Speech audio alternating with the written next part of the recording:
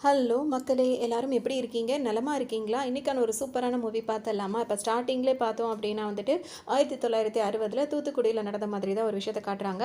அங்க வந்துட்டு ஒரு ஃபேக்டரி அந்த மாரி இருக்கு. அது கொஞ்சம் இல்லீகலா நடந்துட்டு இருக்க மாதிரி இருக்கு. இதுல வந்துட்டு திலகர் அப்படின்னு சொல்லிட்டு ஒருத்தர காட்டுறாங்க. அவருக்கு வந்து கல்யாணம் ஆகி ரொம்ப வருஷம் ஆகி அவருக்கு குழந்தையே இல்லாம இருக்கு.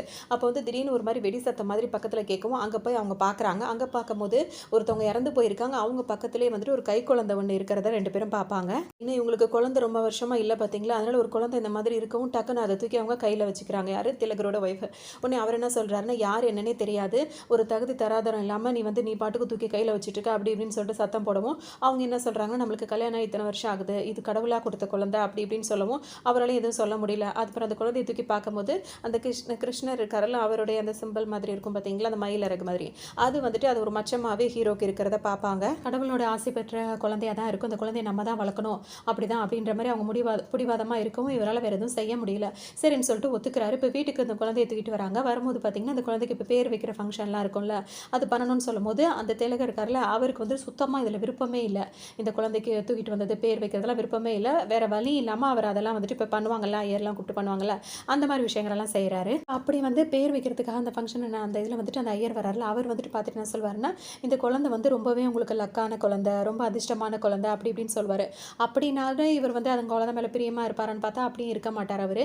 கோவத்தோட தான் எப்பவுமே இருந்துட்டே இருப்பாரு. அந்த பிள்ளைக்கு பேர் வைக்கிறோம்ல, அந்த பேர் வந்துட்டு பாரிவேல் கண்ணா அப்படின்னு சொல்லிட்டு பேர் வைக்கிறாங்க. அந்த மாதிரி வச்சுட்டு வளர்த்துட்டும் வந்துட்டு இருப்பாங்க. இப்ப ஹீரோக்கு பார்த்தீங்கன்னா 10, 12 வயசு ஆயிட்டு இருக்கு. அந்த டைம்ல பார்த்தோம்னா, இவர தூக்கிட்டு வந்தார்ல திலகர்னு, அவரோட ஒய்ஃப் இருக்காங்களா, அவங்களுக்கு வந்து ரொம்ப உடம்பு சரியில்லாம ஆகுது. அவங்க இப்ப இறந்து போற அளவுக்கு இருக்காங்க. அந்த டைம்ல இருக்கும்போது ஹீரோவ கூப்பிட்டு என்ன சொல்றாங்கன்னா, "உன்கிட்ட ஒரு உண்மைய சொல்லணும்" அப்படின்னு சொல்லிட்டு, "எங்களுக்கு ரொம்ப வருஷமா குழந்தையே இல்ல. நீ வந்து எங்களுக்கு கடவுளால கொடுக்கப்பட்ட குழந்தைன்னு சொல்லிட்டு தான் உன் மேல ரொம்ப பிரியத்தோட வளர்த்துட்டு இருக்கேன்." அப்படி இப்படின்ற மாரிலாம் இந்த உண்மைய உன்கிட்ட சொல்லணும்னு தோணுச்சு. அதனால தான் சொன்னேன்ற மாரி அவங்க அம்மா சொல்றாங்க. அது மட்டும் இல்லாம, இதுவரைக்கும் நீ சிரிச்சதே இல்ல. ஏன்னா ஹீரோ இத்தன வருஷம் அதாவது 10, 12 வயசு ஆகுது. இப்போ வரைக்கும் அவர் சிரிச்சிருக்கவே மாட்டாரு. அவர் முகத்துல சிரிப்புன்றதே வந்திருக்கவே வந்திருக்காது. ஆனா நீ சிரிச்சா ரொம்ப அழகா இருப்ப அப்படின்னு சொல்லிட்டு அவங்க சொல்லுவாங்க. அதே நேரத்துல கொஞ்ச நேரத்திலேயே அவங்க வந்து இறந்தும் போயிடுவாங்க. இப்போ அவங்க அம்மாவோட இறுதி சடங்குலாம் நடந்துட்டு இருக்கும்ல, அதெல்லாம் நடந்துட்டு இருக்கும். அப்ப ஹீரோ ரொம்ப சோகமாவே இருந்துட்டே இருப்பாரு. அப்பதான் வந்துட்டு ஹீரோயின் ருக்மணி இருக்காங்கல்ல, அவங்க எதார்த்தமா ஹீரோவ பார்ப்பாங்க. பார்க்கும்போது பார்த்தீங்கன்னா, "உங்க அம்மா இறந்து போன வருத்தத்துல இருக்கியா? அதெல்லாம் சரியாயிடும்." அப்படி இப்படின்னு சொல்லிட்டு அது ஹீரோவுக்கு ரொம்ப ஆறுதலா பேசுவாங்க. அது மட்டும் இல்லாம, "நீ சிரிக்கவே மாட்டியா? சிரிச்சா நீ ரொம்ப அழகா இருப்ப." அப்படின்னு சொல்லிட்டு அவங்களா தன்னாலே இன்ட்ரோ குடுத்துக்கிறாங்க. பார்த்தோம் அப்படின்னா வந்துட்டு, இப்ப அந்த திலகர் அவர் என்ன பண்றாரு அப்படின்னா வந்துட்டு, பாரி வந்துட்டு இருக்காருல்ல, அதாவது ஹீரோ அவர வந்துட்டு அங்கேயே காசிலேயே விட்டுட்டு, இப்ப வேற ஊருக்கு வந்துட்டு, அங்க வேற கல்யாணம் பண்ணிட்டு நம்ம பாட்டுக்கு இருக்கலாம். அவருக்கு இன்னும் ஹீரோவ பிடிக்கல. அதனால அப்புறம் அப்படி ஒரு பிளான்ல தான் கிளம்புவாரு. பார்த்தீங்கன்னா வந்துட்டு, ஆனாலும் வந்துட்டு அவர கூட்டு போற மாரி சூழ்நிலை வருது. உடனே ஹீரோவ கூட்டிட்டு தான் வந்துட்டு இருப்பாரு. அந்த டைம்ல பார்த்தோம் அப்படின்னா வந்துட்டு, இவர் வந்துட்டு கொஞ்சம் ரவுடிசம்லாம் பண்ணிட்டே இருக்காருல்ல, அதனால வந்துட்டு பார்த்தீங்கன்னா, அவர வந்து சண்டை போடுறதுக்காக, அவர் கூட இப்ப ஃபைட் பண்றதுக்காக 4, 5 பேர் வந்துட்டு அந்த வண்டியில ஏறிருவாங்க. இவர் கூட சண்டை போடுவாங்க. இந்த நேரத்தில பார்த்தீங்கன்னா, ஹீரோ இருக்காருல்ல, அவர் தான் வந்து அவங்க எல்லாரையும் அடிச்சு போடுவாரு. இத பார்த்த உடனே தான் அவங்க அப்பாவுக்கு ஒரு சந்தோஷமே கிடைக்கும். இப்பதான் முறையா என் மகன், வாடா மகனே அப்படி இப்படின்ற மாரிலாம் ரொம்ப பேசுவாரு. இதெல்லாம் இத்தன நாளா அப்பா இந்த மாரிலாம் பேசாம திடீர்னு பேசும்போது, எல்லா பிள்ளைங்களும் அப்படியே மயங்கி தானே போவாங்க. அந்த மாரி தான் ஹீரோவும் ரொம்ப ஆசையா அப்பா கிட்ட ரொம்ப செல்லமா இருந்துப்பேன். அம்மா வேற இறந்து போயிட்டாங்களா, அதனால அவர் செல்லமா இருந்துப்பாரு அப்படின்னு நெனச்சுப்பாரு. ஆனா அப்பா வந்துட்டு இத எப்படி பயன்படுத்திப்பாருன்னா, இந்த அளவுக்கு அவன் இத்தன பேர் அடிக்கிறான்னா, இவன வந்துட்டு நம்ம இந்த மாரி வேலைக்காவது பயன்படுத்திக்கலாம் அப்படின்ற மாரி ஒரு அடியாள் மாதிரியே ஹீரோ வந்து மைண்ட் செட் பண்ணி வளர்க்க ஆரம்பிச்சுருவாரு. அதாவது இவர் என்ன வேலைலாம் பார்த்துட்டு இருந்தாரோ, அதே இத வந்துட்டு ஹீரோவுக்கு இது பண்ணிடுவாரு. ஹீரோவும் அந்த வேலைங்களெல்லாம் அப்பா பார்த்த வேலையவே பண்ணிட்டு இருப்பாரு. பார்த்தோம் அப்படின்னா வந்து 1993ல வந்துட்டு காட்டுறாங்க. அங்க வந்துட்டு ஆப்பிரிக்கால வந்துட்டு ஒரு ட்ரெயின காட்டுறாங்க. போர் ட்ரெயின காட்டுறாங்க. அங்க இருக்கிற ஒரு பெட்டிய வந்து திறந்து பார்க்குறாங்க. அதுல வந்துட்டு பார்க்கும்போது அதுல வந்துட்டு பார்த்தீங்கன்னா, கருவாடு இருக்கும்ல, அதுதான் இருக்கு. அத பார்த்தோனே இவங்களுக்கு ஒரு மாரி இருக்கு. ஏன்னா இந்த ட்ரெயின்ல இப்ப வந்திருக்கிறது வந்து வேற ஏதோ ஒரு திங்ஸ்லாம் வருது அப்படின்னு சொல்லிட்டு இவங்களுக்கு இன்ஃபர்மேஷன் வர்றதுனால தான் அந்த ஆப்பிரிக்கா நாட்ட சேர்ந்த அந்த போர் வீரர்களுக்கு அவங்கலாம் வந்துட்டு அத செக் பண்ணி பார்க்கும்போது பார்த்தீங்கன்னா, அவங்களுக்கு இந்த மாரி அந்த காஞ்ச மீன் கருவாடுலாம் இருக்கிறத பார்த்தோனே, அவங்களுக்கு வந்துட்டு ஒரு மாரி ஏமாற்றமா ஆயிடுது. பார்த்தோம் அப்படின்னா வந்துட்டு, இப்ப அப்படியே கொஞ்ச நாள் போயிட்டுருக்கு. இப்ப ஹீரோவோட அப்பா இருக்கார்ல, அது திலகர். அவர் என்ன பண்றாருன்னா, வேக வேகமா கிளம்பிட்டு இருக்காரு. இதுக்கிடையில அவர் கல்யாணமும் பண்ணிக்கிட்டார். 2வது கல்யாணம் பண்ணி, அவருக்கு ஒரு பையனும் இருக்கான். இப்ப இவர் வேக வேகமா ரொம்ப அழகா கிளம்பி ரெடியா எங்க வராருன்னா, ஹீரோவுக்கு இப்ப கல்யாணம். அந்த கல்யாணத்துக்கு தான் இவர் கிளம்பிட்டு இருக்காரு. இத பார்க்கும்போது அந்த செகண்ட் ஒய்ஃப் வந்து என்ன சொல்றாங்க, "சொந்த மகன் கல்யாணத்துக்கு கூட நீ இந்த அளவுக்கு ரெடி ஆவியா இல்லையான்னு தெரியாது. ஆனா வளர்ப்பு மகன் கல்யாணத்துக்கு இந்த அளவுக்கு ரெடி ஆகி போற." அப்படி இப்படின்னு சொல்லி கிண்டல் பண்ணவும், "என்ன வேணா பேசு. ஆனா அவன் என்னோட பையன்." அப்படின்ற மாரி இவர் ரொம்ப ஸ்ட்ராங்காவே அவங்கள்ட்ட சொல்லிட்டு வருவாரு. அதே நேரத்துல இங்க ஹீரோவ காட்டுறாங்க. ஹீரோ என்ன பண்றாருன்னா, அவங்களுக்குன்னு ஒரு ஃப்ரெண்ட்ஸ் இருக்கும்ல, அதாவது அப்பா கூட வேலைய தானே அவர் பார்த்துட்டு இருக்காரு. அந்த ஃப்ரெண்ட்ஸ் எல்லாம் கூப்பிட்டு வச்சு ஒரு மீட்டிங்கே போடுறாரு. என்னன்னா, "இப்ப எனக்கு கல்யாணம் ஆக போகுது. இதுவரைக்கும் நான் பார்த்துட்டு இருந்த வேலைய வந்து இனிமே நான் செய்யணும் அப்படின்னு சொல்லிட்டு நான் நினைக்கல. அப்படின்னா வந்துட்டு எனக்கு கல்யாணம் ஆக போகுது. என் ஒய்ஃப்க்கு இதெல்லாம் பிடிக்காது. நானும் இதெல்லாம் விட்டு விலகணும் அப்படின்னு சொல்லிட்டு நினைக்கிறேன். ஸோ கல்யாணத்துக்கு கூட யாரும் வந்துராதீங்க. இதுவே நான் உங்கள பார்க்குற கடைசி இதா இருக்கட்டும்." அப்படி இப்படின்னு சொல்லிட்டு எல்லார்ட்டயும் அட்வைஸ் பண்ணிட்டு, "கல்யாணத்துக்கு வர வேணாம். இனிமே என்கிட்ட எந்த எந்த கான்டாக்ட்டும் வச்சுக்காதீங்க அப்படின்றத தெளிவாக சொல்லிடுறாரு. பார்த்தோம் அப்படின்னா வந்துட்டு இப்போ ஹீரோவோட காதல் அவங்களோட லவ் ஸ்டோரி எப்படி ஸ்டார்ட் ஆயிருக்கும் அப்படின்னு சொல்லிட்டு பார்த்தோம் அப்படின்னா, ஹீரோ வந்துட்டு ஒரு நாய்க்கு வந்து ட்ரீட்மெண்ட் கொடுக்கறதுக்காக வந்திருப்பாரு. இவங்க ஹீரோயின் வந்து ஒரு வெட்டினரி டாக்டராக இருப்பாங்க. அப்போ ஒரு பையனை கூட்டிட்டு அந்த ஹாஸ்பிட்டல் வரும்போது பார்த்தீங்கன்னா, அந்த நாய்க்கு செக் பண்ணி பார்த்துட்டு இருக்கும்போது அங்கே ட்ரீட்மெண்ட் கொடுத்துட்டு இருக்கும்போது அந்த டாக் வந்துட்டு பார்த்தீங்கன்னா ஹீரோ மேலே உச்சா போயிடும். அப்போ வந்து ஹீரோ வந்து அதை வாஷ் பண்ணுறதுக்காக இருக்கும்போது அவர்கிட்ட இருக்க அந்த மச்சத்தை வந்து ஹீரோயின் பார்த்துருவாங்க. அதை பார்க்கும்போது தான் அவங்களுக்கு ஒரு விஷயம் ஞாபகம் வரும். அவங்க அம்மா ஊரில் வந்துட்டு இறந்து போகும்போதுட்டு வந்து அறிமுகமாயிருப்பாங்கல்ல, அதை ஞாபகப்படுத்தி நான் தான் இருக்கேன் அப்படி இப்படின்னு சொல்லிட்டு அந்த ருக்கு மூலியமாக அறிமுகமாயிருப்பாங்கல்ல. அதனால இவங்க 2 பேருக்கும் அந்த இன்சிடென்ட் மூலியமா ஆல்ரெடி இவங்க 2 பேரும் அறிமுகமாக்கியிருக்காங்க. திரும்பவும் அறிமுகமாகும்போது பார்த்தீங்கன்னா 2 பேருக்குமே பிடிச்சிருக்கும். அப்பத்துலேருந்து தான் இவங்க வந்து லவ் பண்ண ஸ்டார்ட் பண்ணியிருப்பாங்க. கல்யாணத்துக்கு ஓகே சொல்லும்போது ஹீரோயின் எதுக்காக எப்படி சொல்லியிருப்பாங்கன்னா, என்ன நீ கல்யாணம் பண்ணிக்கணும் அப்படின்னா வந்துட்டு உன்னோட இந்த ரவுடிசம், உங்கள் அப்பாவோட தொழில் அந்த இதெல்லாம் இருக்கல, அதெல்லாம் முழுசாக வேற கட்டி வச்சுட்டு தான் நீ வரதா இருந்தால் வந்தால் நம்ம கல்யாணம் பண்ணிக்கலாம் அப்படின்ற மாதிரி தான் சொல்லியிருப்பாங்க. அதனால தான் ஹீரோக்கு வந்துட்டு அவங்கள ரொம்ப பிடிச்சிருக்கிறதுனால அவங்க கூட சந்தோஷமாக இருக்கணும் அப்படின்றதுக்காக தான் அவர் கூட்டு வச்சு எல்லாத்தையும் வந்து மீட்டிங்கும் போட்டார். இப்போ கல்யாணத்துக்கும் போயிட்டுருக்காரு. இவரை வாழ்த்துறதுக்காக தான் அவங்க அப்பா வேக வேகமாக கிளம்பி வந்துட்டு இருப்பார். கூட இப்போ அவங்க அப்பா கிளம்பி வந்திருக்காருல, வரும்போது பார்த்தீங்கன்னா அவங்களோட அடியாளுங்களை எப்பவும் போல கூட்டிகிட்டு வந்துட்டாரு. ஹீரோ வந்து இப்போ என்ன கேட்குறாருன்னு, இவங்கள தான் இதுக்கப்புறம் நான் பார்க்கக்கூடாது வர வேணான்னு சொல்லியிருந்தேன், எதுக்கு பா கூட்டிகிட்டு வந்து அப்படின்னு சொல்லி கேட்கும்போது அவர் என்ன சொல்வாருன்னா, இத்தனை வருஷமாக கூடவே இருந்துட்டாங்க, கல்யாணத்துக்கு தானே வந்திருக்காங்க, வாழ்த்திட்டு அவங்க பாட்டுக்கு போயிடுவாங்க அப்படின்னவும் ஹீரோவும் அமைதியாக இருந்தார். ஆனால் ஹீரோ முகத்தில் ஒரு சிரிப்பே வந்ததே இல்லை. அவர் இத்தனை வருஷமா இன்னும் சிரிக்காமே இருந்துட்டு இருப்பாரு. அப்படின்னா வந்துட்டு இப்போ ஹீரோ வந்து என்ன நினைக்கிறாரு, இப்போ கல்யாணத்துக்கு முன்னாடி ஒரு டான்ஸ் எல்லாம் ஆடி பார்ட்டிலாம் பண்ணுவாங்கல்ல, அந்த மாதிரிலாம் ஹீரோ வந்து நல்லா என்ஜாய் பண்ணி டான்ஸ் ஆடிட்டு இருக்கும்போது பார்த்தீங்கன்னா அவங்க அப்பாவோட ஆள் ஒருத்தர் வராரு. அப்பா அவனை மாடிக்கு வர சொன்னார் அப்படின்னு சொல்லிட்டு சொல்லவும் ஹீரோவும் மாடிக்கு வராரு. 2 பேரும் பேசும்போது அப்பா என்ன கேட்குறாங்கன்னா, இன்னைக்கு தான் ஆப்பிரிக்காலேருந்து எனக்கு ஒரு மெசேஜ் வந்துச்சு, அந்த கோல்டு விஷயம் அந்த விஷயம் என்னாச்சு அப்படின்னு சொல்லிட்டு கேட்பாரு. இந்த மாதிரி கேட்குறாரு. அதாவது வந்துட்டு இப்போ இவங்க போய் அந்த ஆப்பிரிக்காவில் ஒரு ட்ரெயின் போச்சுல, அந்த ட்ரெயினில் தான் வந்துட்டு இந்த கோல்டு ஃபிஷ்ன்றதை வச்சிருக்காங்க. ஆனால் போய் அங்கே போய் செக் பண்ணி பார்க்கும்போது தான் அது வந்து காஞ்ச மீன் அப்படின்றது தெரிய வரவும் இப்போ அப்பா வந்து என்ன சொல்வாருன்னா, அந்த கோல்டு ஃபிஷ் இருக்கிற விஷயம் வந்துட்டு உனக்கு தானே தெரியும், அது எங்கே இருக்குன்னு அந்த விஷயத்த சொல்லிட்டு நீ போய் கல்யாண வேலையை பாரு அப்படின்னு சொல்லி சொல்கிறார். இவருக்கு இப்போ இதான் வேணும், ஏன்னா இது ரொம்ப முக்கியமான விஷயம் அப்படின்றதுனால அவர் சொல்லவும் ஹீரோ என்ன சொல்கிறாருன்னா, இப்போ தான் நான் தடி இதை கட்ட இதெல்லாம் வந்து விட்டுருக்கேன், எதுக்காகனா என் கல்யாண வாழ்க்கைக்காக, என்னோட லவருக்காக நான் அவருக்குள்ள சந்தோஷமாக ஆகலன்னு நினைக்கிறேன். இப்போ இதை பற்றி விஷயங்களை நான் சொன்னேன்னா இதையும் சொல்லிட்டு கேஸாக போய் அது உன்னை பிடிப்பான் என்ன பிடிப்பான், அப்புறம் என்னோட லைஃப் வந்து பாதிக்கப்படும், ஸோ அதெல்லாம் நான் சொல்ல மாட்டேன் அப்படி இப்படின்னு சொல்லிட்டு ஹீரோ சொல்லவும் அவங்க அப்பா என்ன சொல்வார்னா, அதெல்லாம் என்ன பிரச்சனைனாலும் நான் பார்த்துக்கிறேன், நீ அந்த விஷயம் மட்டும் எங்கே இருக்குது அப்படின்றத எனக்கு சொல்ல. ஏன்னா ஹீரோக்கு மட்டும் தான் அந்த விஷயம் தெரியும், வேறு யாருக்கும் தெரியாது. ஸோ அவர் அதனால தான் ஹீரோ மேலே இவ்வளோ பிரியமாக இருக்க மாதிரி ஆளாக வந்துட்டு இப்போ கேட்குறாருன்றது நம்மளுக்கு தெரியும். பார்த்தீங்கன்னா இப்போ அப்பாவோட சுயரூபம் வெளியே வருது. ஹீரோ கிட்ட அவர் கேட்கவும் ஹீரோ சொல்ல மாட்டேன்னு சொல்லவும் அப்படியே 2 பேருக்கு இடையில வாக்குவாதங்கள் வருது. அப்பா வந்து அவருடைய சுயரூபம்னு சொல்லுவாங்களா, அதோட ஒரிஜினல் கேரக்டர் அந்த கோவமாக ஹீரோ கிட்ட பேச ஆரம்பிச்சிடறாரு. இப்போ நீ என்கிட்ட இந்த விஷயத்த சொல்லி ஆகணும்னு சொல்லும்போது நான் சொல்லவே மாட்டேன், இதெல்லாம் விட்டுட்டு நான் நார்மல் லைஃப் வாழணும் அப்படின்னு சொல்லி திரும்ப திரும்ப அவர் அதே தான் சொல்கிறாரு. நீ இதை சொன்ன அப்படின்னா உன் கல்யாணம் நடக்கும், நீ இதை நீ சொல்லலை அப்படின்னா உன் கல்யாணத்தை நான் நிறுத்திடுவேன் அப்படின்ற மாதிரிலாம் அவர் மிரட்ட ஆரம்பிச்சிருவாரு. வாக்குவாதங்கள் பிரச்சனைகள் அதிகமாகி அவங்க அப்பா வந்து என்ன பண்ணுவாருன்னா, இந்த பொண்ணுக்காக தானே நீ இந்த மாதிரிலாம் முடிவெடுக்கிற, இப்போ இவளே இல்லாமல் ஆயிட்டா நீ எல்லாத்தையும் நார்மலாக திரும்ப இருக்கிற லைஃபுக்கு தானே நீ வருவ அப்படின்னு சொல்லிட்டு ஹீரோயினை போயிட்டு இது பண்ணுறதுக்காக அவர் போகிறார். இதை பார்த்தோன்னே ஹீரோக்கு சமக்கம் வந்துடுது. ஒன்று ஹீரோயினையும் காப்பாற்றணும், அப்பாவுக்கும் இது பண்ணணும்னு சொல்லிட்டு அவர் என்ன பண்ணுறாரு, அப்பா கையிலேருந்து அந்த கத்தையை வாங்கி அப்பா கையவே கொஞ்சம் கட் பண்ணி விட்டுறாரு ஒரு ஓரமாக. அதை கட் பண்ணணுன்னா இதை பார்த்தோன்னே ஹீரோயினுக்கு வந்து கோவம் வந்துடுது. இந்த மாதிரி எதுவுமே நான் பண்ண மாட்டேன், இதுலேருந்து எல்லாத்தையுமே விட்டுட்டு நான் வந்து சந்தோஷமாக அவங்க கூட வாழ்வேன்னு சொல்லி தானே நீ என்னை வந்து லவ் பண்ணேன்னு சொன்னேன், கல்யாணம் பண்ணுறேன்னு சொன்னேன், இப்போவே நீ இந்த மாதிரி பிரச்சனைலாம் பண்ணுறீங்கன்னா அப்போ நீ இது இன்னும் பண்ணிட்டு தானே இருக்க, அப்பாவோட கையவே இந்த மாதிரி பண்ணுற அளவுக்கு உனக்கு வந்திருக்கு அப்படின்னா உங்களுக்குள்ள அப்படி என்னதான் பிரச்சனை அப்படின்றது எனக்கு தெரியல, இதுக்கப்புறம் நம்ம லைஃப் வந்து சந்தோஷமாக இருக்குன்றது எனக்கு தோணலை, அதனால அது கல்யாணமாக வேணாம் ஒன்றும் வேண்டாம் அப்படின்னு சொல்லிட்டு ஹீரோ கிட்ட கொச்சிட்டு அவங்க போயிடுறாங்க. இப்போ வந்துட்டு அப்பா இருக்காருல, அவருக்கும் அவரோட டீம் மெம்பர்ஸ் எல்லாருக்குமே ஹீரோ மேலே பயங்கரமான கோபம் வந்து திரும்புது.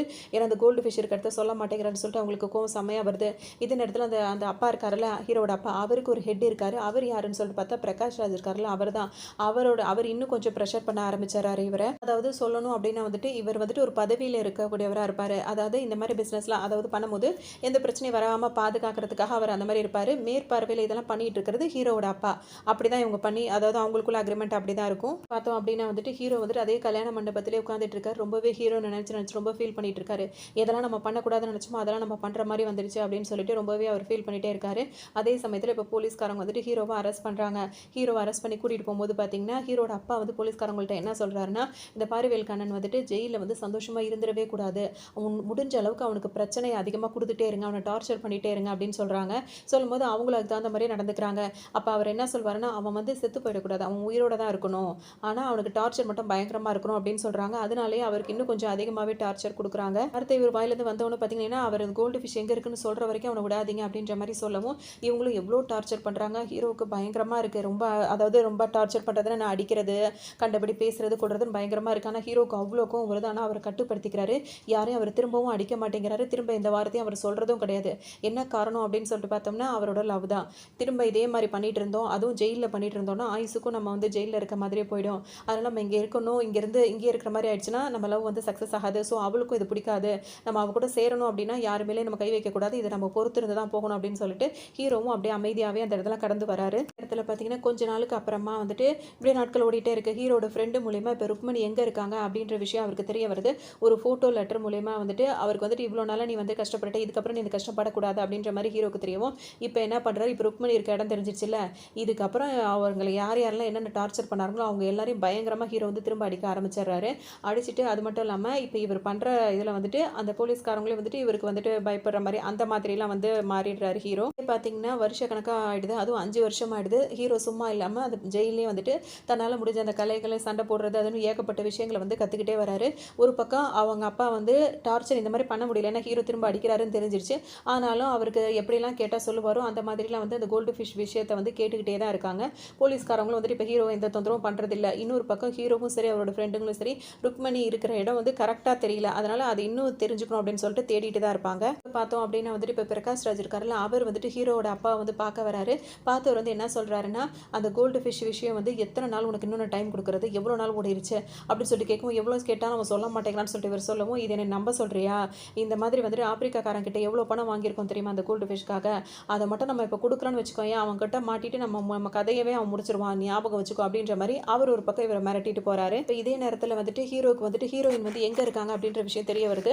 அவங்க வந்துட்டு அந்தமான்ல வந்துட்டு ஒரு சின்ன இடத்துல வந்துட்டு ஒரு கிளினிக் வச்சு, அவங்க வெட்டினரி டாக்டர் தானே, ஒரு கிளினிக் வச்சு நடத்திட்டு வராங்கன்ற விஷயம் ஹீரோக்கு தெரியவும், இதுக்கப்புறம் நான் அந்த ஜெயிலில் இருக்க மாட்டேன், எப்படியாவது நான் தப்பிச்சு போகணும் அப்படின்னு சொல்லிட்டு ஹீரோ முடிவு எடுக்கிறாரு.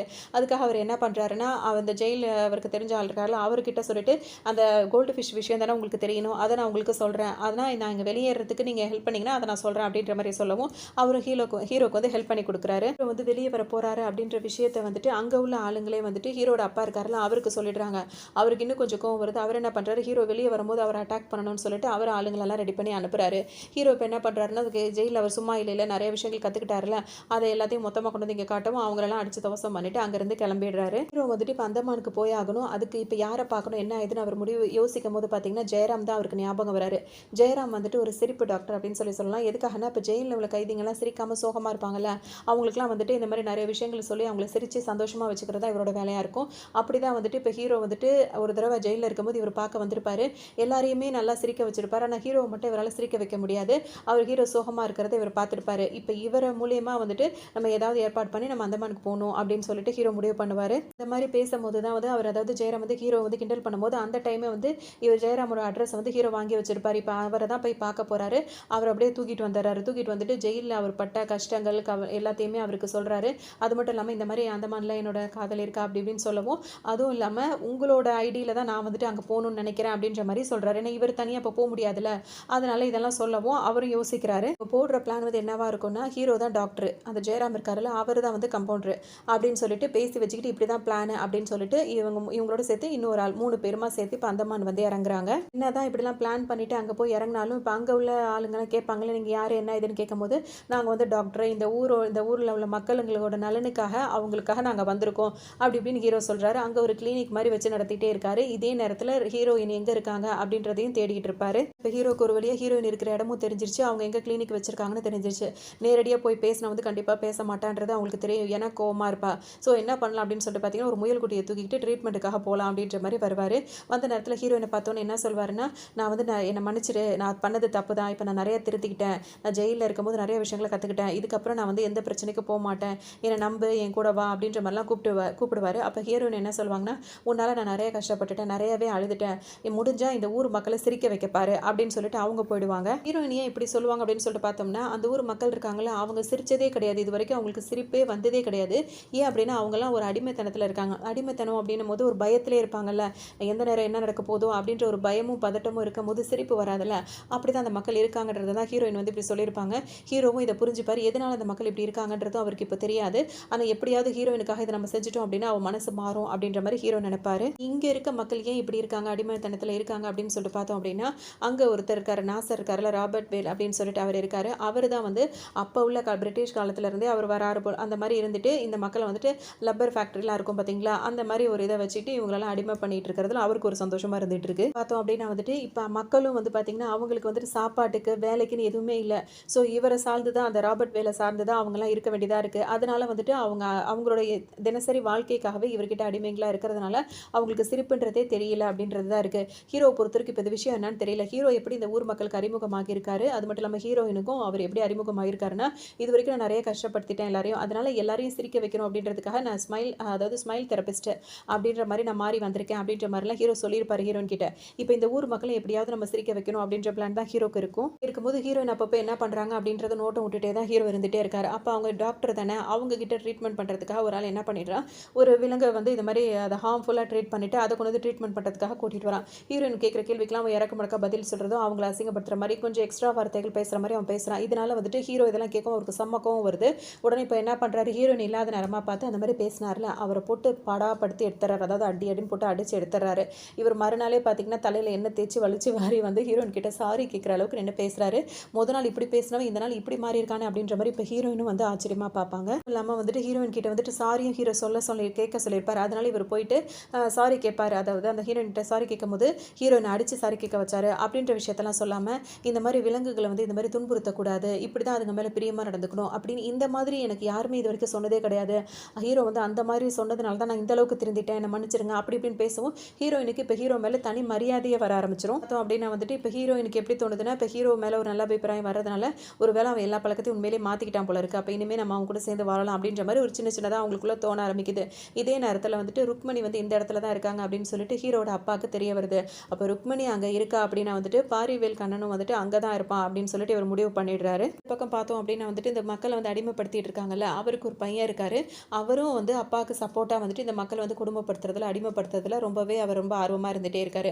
இந்த மக்களோட கூட்டத்திலே வந்துட்டு 2 பிரிவினராங்களா அவங்கள பிரிச்சு அவங்களுக்குள்ள சண்டை, கலகம் இதெல்லாம் மூட்டி விட்டு அவங்களுக்குள்ள அடிச்சுக்கிறது அதெல்லாம் பார்த்து ரொம்பவே என்ஜாய் பண்ணி வந்துட்டு இருப்பாரு. நாட்கள் போயிட்டே இருக்கு. இப்ப இந்த மக்கள்லாம் என்ன நினைக்கிறாங்கன்னா, எப்பதான் நம்மளுக்குலாம் விடிவு காலம் பொறக்குமோ அப்படின்ற மாதிரிலாம் ரொம்ப கவலையா இருக்காங்க. இவங்களுக்கு எப்படி வர்றது அப்படின்றது எதுவுமே தெரியல. எப்படியாவது நம்மள வந்து படைச்சவர் வந்து நம்மளுக்கு கடவுள் வந்து நம்மளுக்கு ஒரு வழிய காட்டுவாருன்ற நம்பிக்கை மட்டும் அவங்களுக்கு இருந்துட்டே இருக்கும். ஒரு கட்டத்தில இவங்கலாம் எப்படி அடிமை ஆனாங்க அப்படின்ற கதையும் சொல்லுவாங்க. 1960 இருந்து 1990 வரைக்கும் அந்தமான்ல இருக்க மக்கள் வந்து பார்த்தீங்கன்னா, இந்த லப்பர் ஃபேக்டரிக்கு வந்து வேலைக்கு உங்கள எல்லாத்தையும் கூட்டிட்டு போறோம் அப்படின்னு சொல்லிட்டு தான் கூட்டிட்டு வந்திருப்பாங்க.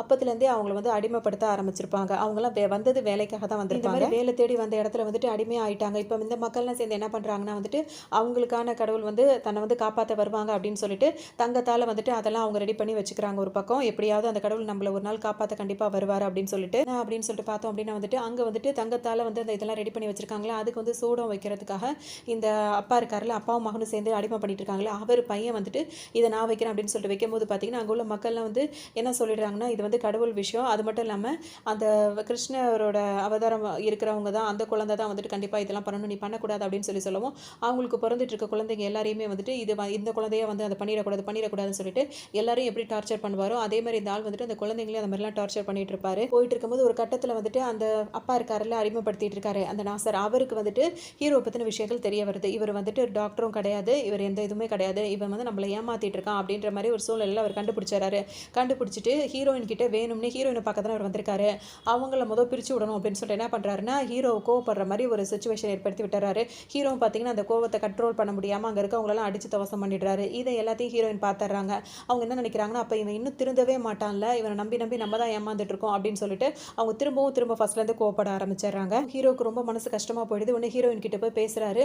என்ன பண்றதுன்னு எனக்கு தெரியல, நான் இந்த அடிதடி இதெல்லாம் வந்து வேண்டான்னு தான் நினைக்கிறேன், நான் எவ்வளவுதான் இதை வெறுத்தாலும் அதெல்லாம் என்ன தேடி தேடி வருது, நான் என்ன பண்ணுவேன், இதெல்லாம் தூக்கி போட்டு வரணும்னு நினைக்கிறேன், ஆனா அதுவா என்கிட்ட வருது, நீ என்ன புரிஞ்சுக்க மாட்டேங்கிற அப்படின்னு சொல்லிட்டு ரொம்ப எமோஷனலா பேசுறாரு. இவர் என்னதான் எமோஷனலா பேசினாலும் ஹீரோயின் வந்துட்டு, எனக்கு இந்த மாதிரி ஒரு ஆள் வந்து என் லைஃபுக்கு செட்டே ஆக மாட்டான், நீ எனக்கு வேண்டாம் அப்படின்னு சொல்லிட்டு ரொம்ப கோவமா ஹீரோவை தூக்கி போட்டு போயிடுறாங்க. மட்டும் இல்லாம இப்ப ஹீரோக்கு வந்து ரொம்ப வெறியேறிடுது. என்ன அப்படின்னு சொல்லிட்டு பார்த்தோம்னா, இவ்வளோ பேசி இவ்வளோ யாருக்காக இத்தனை வருஷம் நம்ம கஷ்டப்பட்டு வந்தோமோ அவளே நம்ம திரும்ப நம்மள வந்து வேணான்னு சொல்லிட்டு போகும்போது ஹீரோவால் அதை தாங்கிக்க முடியல. அவர் ரொம்பவே கஷ்டப்படுறாரு.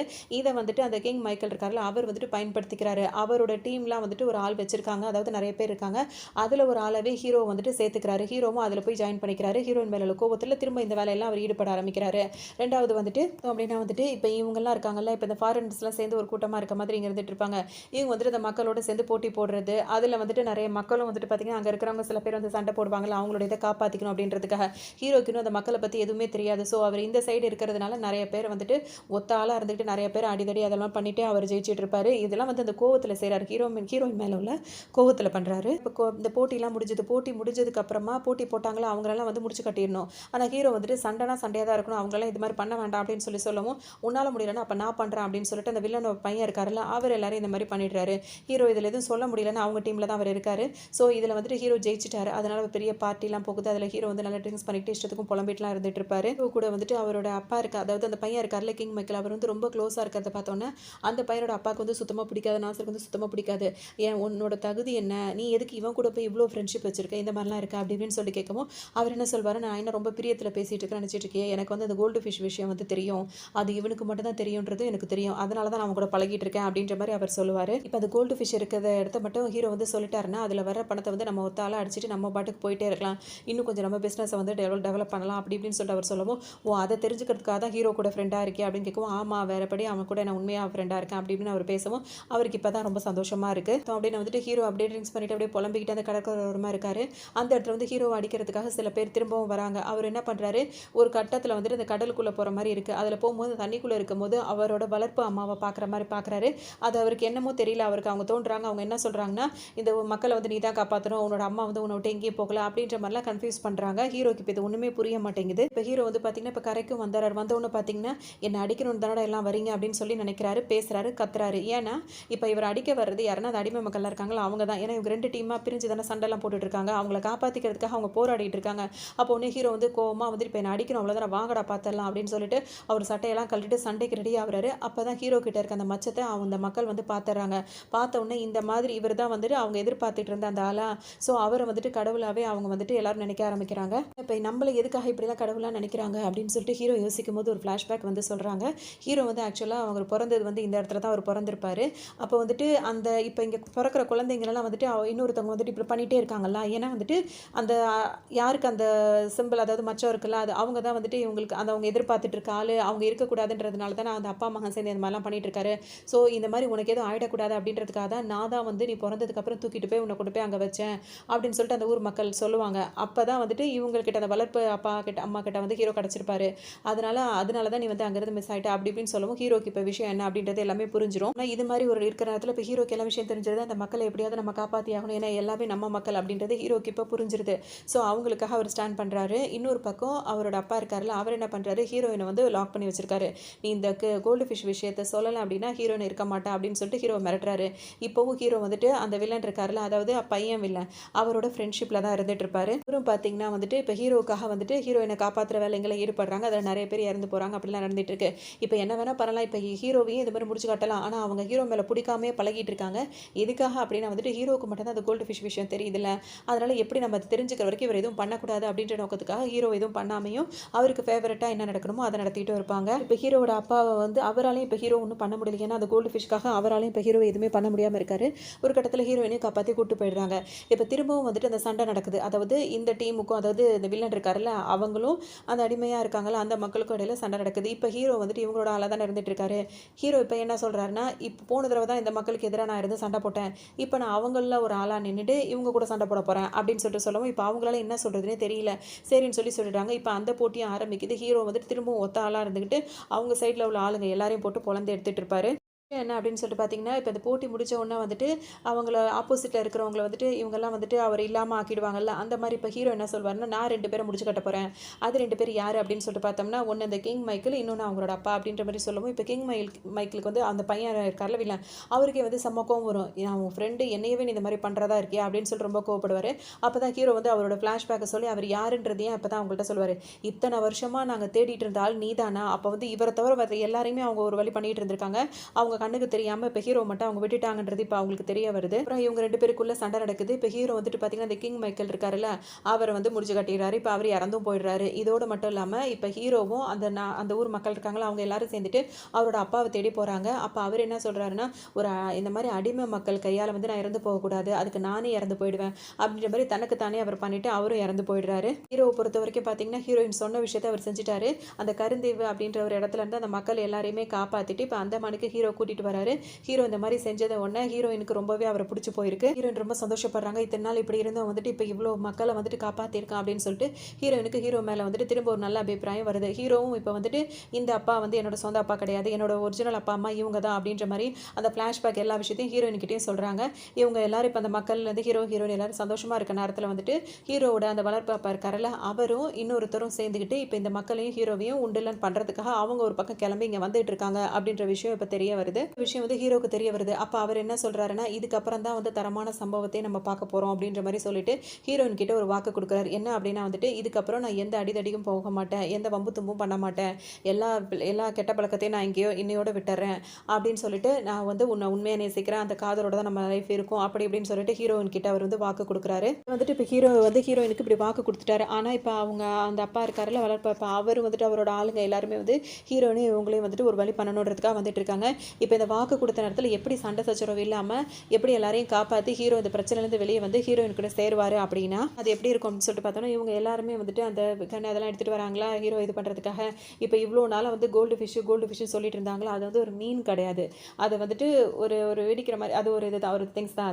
அது வந்து பார்த்தோம்னா அந்த ராக்கெட் லான்ச் பண்ணுறது அந்த தான் வந்துட்டு எப்படி சொல்கிறது, ஒரு பாஸ்வேர்டு மாதிரி சொல்லணும் அப்படின்னா வந்துட்டு ஒரு புரிகிற மாதிரி ஒரு கோட் வேர்டு மாதிரி வச்சுப்பாங்கல்ல, அதில் தான் வந்துட்டு அதை தான் வந்து கோல்டு ஃபிஷ்ஷு சொல்லிட்டு இருப்பாங்க. என்ன பண்ணுறாரு, அதை தாங்கிட்ட தானே வச்சிருக்காரு. தாங்கிட்ட வச்சுட்டு இப்போ அவர் வந்துட்டு பார்த்தீங்கன்னா இப்போ அவரை எதிர்த்து வந்து நிற்கிறாங்கல்ல, அவங்க எல்லாரையும் இதை வச்சுட்டு மிரட்டிட்டு இருக்காரு. அதெல்லாம் இவர்கிட்ட இது இருக்கிறத பார்த்தோன்னா அவங்க எல்லாருமே பணிஞ்சு போகிறாங்க. அதாவது அந்த போலீஸ்காரலாக இருக்கட்டும், ஹீரோட அப்பாவாக இருக்கட்டும், எல்லாரும் பணிஞ்சு போகிறாங்க. யாருக்குன்னா அந்த அடிமை மக்கள் இருக்காங்களா, அவங்களுக்கு பணிஞ்சு நிற்கிறாங்க. இதை பார்த்தோன்னே இத்தனை வருஷமாக வந்து சிரிக்காமல் அடிமைத்தனத்தில் வாழ்ந்துட்டு இருந்த அந்த மக்கள் வந்துட்டு சிரிக்க ஆரம்பிக்கிறாங்க. முறையாக சிரிக்கிறாங்க. வந்துட்டு இப்போ அன்னிலேருந்து அந்த மக்கள் வந்து ரொம்ப சந்தோஷமாக இருக்காங்க.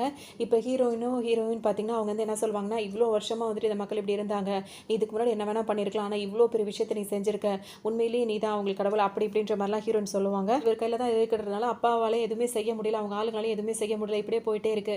இப்போ ஹீரோயினுக்கும் இதுக்கு மேலே விட்டா சரி வராது, அடுத்தது கோச்சிட்டு போகிறதுக்குள்ள கல்யாணத்தை பண்ணிடுவோம்னு சொல்லிட்டு ஹீரோ முடிவெடுத்துறாரு.